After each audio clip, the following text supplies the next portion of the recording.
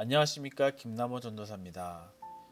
오늘 본문인 요한복음 17장은 예수님의 대제사장적 기도로 많이 알려져 있습니다. 이 기도는 크게 세 단락으로 구분할 수 있는데, 자신을 위한 예수님의 기도, 제자들을 위한 중보 기도, 그리고 모든 믿는 자들을 위한 중보 기도로 나눌 수 있습니다. 첫째로 예수님은 자신을 위해 기도하셨습니다. 그런데 흥미로운 것은 예수님께서는 기도를 시작하면서 무엇보다 하나님의 아들이신 자신을 위해 기도하셨다는 것입니다. 예수님께서는 곧 하나님의 구원 계획 가운데 준비된 십자가를 져야 할 때가 이르렀다는 것을 아셨습니다. 그래서 하나님의 뜻에 순종함으로 자신을 이 땅에 보내신 하나님의 목적을 이루어 달라는 기도를 드리신 것입니다. 하나님께서는 예수님의 이 기도를 기뻐하셨고 그분의 기도에 응답하셨습니다. 이 시대를 살아가는 우리에게도 하나님께서 맡기신 사명이 있습니다. 그 사명을 감당하기 위해 선행되어야 할 것이 있는데 그것이 바로 우리 자신을 위한 기도입니다.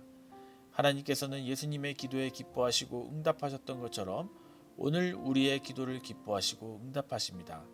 그렇기 때문에 우리는 우리의 받은 사명을 위해 기도해야 할 것입니다. 둘째로 예수님께서는 제자들을 위해 중보하셨습니다. 이들은 하나님께서 예수님께 맡긴 자들로 앞으로 예수님께서 하나님께 돌아가신 후 세상에 남게 될 제자들이었습니다. 그렇기 때문에 예수님께서는 아버지와 아들이 하나인 것처럼 그들 또한 하나 되기를 바라셨습니다. 성부, 성자, 성령, 삼위 하나님의 온전한 연합 가운데 함께 머물기를 원하신 것입니다.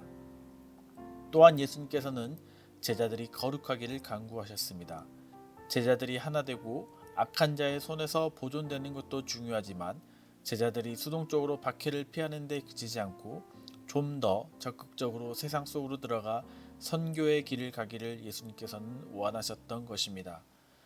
오늘날의 우리들도 예수님의 남은 제자들, 즉 교회 공동체 동역자들을 위해 기도해야 합니다. 거룩한 성도인 우리는 교회에 모여 세상과 구별된 삶을 살아야 합니다. 거룩하게 살아야 합니다. 그렇지만 세상이 그렇게 호락호락하지 않다는 것을 모두 알고 있습니다. 우리가 살아가는 세상은 여전히 공중권세 잡은 자의 지배 아래 놓여 있습니다. 그가 누구입니까? 그는 태초부터 거짓말을 한 자요. 그것을 이용하여 우리를 속이고 이간질하여 왔습니다. 서로를 의심하고 오해하고 불신하며 미워하게 만듭니다. 공동체를 무너뜨리고 어떠한 사명도 감당할 수 없는 무기력 상태로 만들어버립니다. 그렇기 때문에 예수님께서 제자들의 하나됨을 위해 기도하셨던 것처럼 우리 또한 우리의 동역자들과 교회를 위해 기도하고 더불어 하나 되기를 힘써야 합니다. 셋째로 예수님께서는 앞으로 믿게 될 사람들, 모든 믿는 자들을 위해 기도하셨습니다. 당시의 믿는 자들뿐만 아니라 시간을 초월하여 오늘에 이르기까지 복음을 듣고 믿게 될 모든 사람들을 위해 기도하셨습니다. 아버지가 아들 안에 계시고 아들이 아버지 안에 계시는 것처럼 제자들이 하나 되어 아버지와 아들 안에 있게 해달라고 하십니다. 우리는 우리 스스로가 예수님을 알고 믿게 되었다고 생각하지만 절대 그럴 수 없습니다. 우리는 누군가의 도움으로, 누군가의 손길로, 누군가의 입술을 통해 복음을 전달받았습니다. 운이 좋았기 때문에 결코 아닙니다. 2000년 전 주님께서 기도하신 결과입니다. 이미 태초부터 주님은 우리를 택하셨고 우리를 위해 기도하셨습니다. 그렇기 때문에 우리도 이 받은 은혜를 그냥 가만히 두어서는 안 됩니다.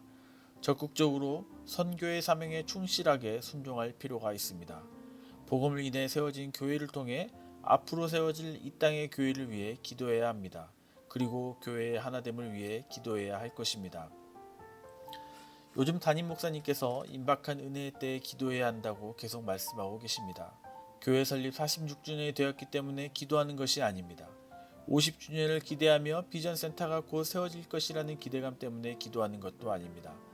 예수님께서 기도의 모범을 보여주시며 우리 또한 우리가 가진 사명이 있기 때문에 기도해야 하고 함께하는 동역자들을 위해 기도해야 하고 앞으로 믿게 될 사람들과 세워질 교회를 위해 기도해야 합니다. 여기에 저는 세 번째 하나를 더 추가하고 싶습니다. 바로 광교 지역의 선교와 앞으로 우리와 함께 사역할 동역자들을 위한 기도입니다. 허허벌판이었던 이곳 광교에 시은서 교회가 세워진 것과 이곳이 발전하여 많은 사람들이 찾는 곳이 된 것은 결코 우연이 아닙니다. 그렇기에 우리는 앞으로 확장되어 갈 교회와 확장됨으로 우리가 함께 동역할 사람들을 위해 먼저 기도해야 할 것입니다. 예수님께서 2000년 전 우리 공동체와 앞으로 함께 사역할 미래 동역자들을 위해 기도하셨던 것처럼 우리 또한 예수님의 기도를 본받아 우리 교회를 가득 채울 성도들, 동역자들, 공동체를 위해 먼저 준비되도록 기도해야겠습니다.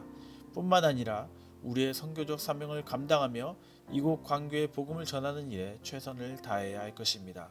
그리하여 하나님께서 맡기신 사명을 마치시고 하나님의 영광에 참여하신 그리스도를 본받아 우리도 나 자신과 교회의 사명을 충성스럽게 감당하여 예수님과 연합하는 영적 특권에 동참할 뿐 아니라 영광의 복을 누리는 삶에 참여하는 시은서 교회 성도님들 되시기를 간절히 소망합니다. 기도하겠습니다. 하나님, 오늘 말씀을 통해 2000년 전 그리스도께서 기도하셨던 기도의 모범을 보게 하시니 감사합니다. 주님께서 기도하셨던 것처럼 우리도 우리에게 맡겨진 사역을 위해 우리가 감당할 수 있기를, 그것이 하나님께 영광이 되기를 위해 기도합니다. 또한 지금 우리에게 맡겨진 공동체와 함께 동역하는 동역자들을 위해 기도합니다. 서로 하나 되고 진리의 말씀으로 거룩한 삶을 살아 기쁨으로 복음을 전하는 일을 짊어지게 하여 주시옵소서. 더 나아가 미래에 우리와 함께할 동역자들을 위해 기도하게 하시고 준비되어지는 교회 되게 하여 주시옵소서. 그렇게 개인과 교회가 연합하여 거룩함으로 이 세상을 그리스도께 인도하는 일에 귀하게 쓰임받은 우리 시은서 교회 되게 하여 주시옵소서. 감사합니다. 예수님 이름으로 기도드렸습니다. 아멘.